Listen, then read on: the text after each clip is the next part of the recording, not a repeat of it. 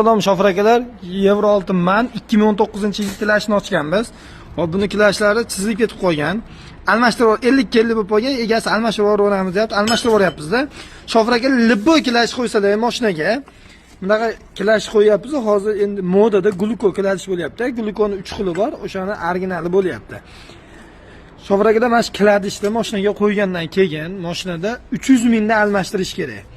Mashinani zapchasi probegni 1 million beradigan bo'lsa, zavod garantiyasi 1 million yuraveradi degan bo'lsa, zapchas 30% ga chiqqan bo'ladi.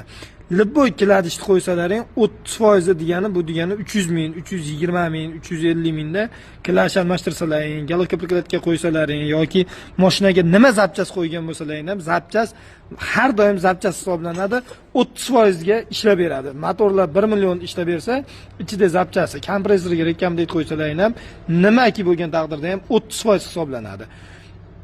Demak, nima zapchas qo'yganlaringdan keyin ham 300 ming va 1 millionga zavod garantiya bersa, yangi zapchas 300 ming. Peredo ham, kompressor komplekt ham, galovka prikladga ham, gilza ham, kolsa ham, kladish ham 300 mingga yurib beradi xolos. O'shaning uchun har doim zapchasni almashtirib bo'lib 300 mingdan keyin o'sha qo'ygan zapchasdan ham bir qator nazorat qilib qo'ysalaring, yaxshi va sifatli bo'ladi va zarar yurasizlar.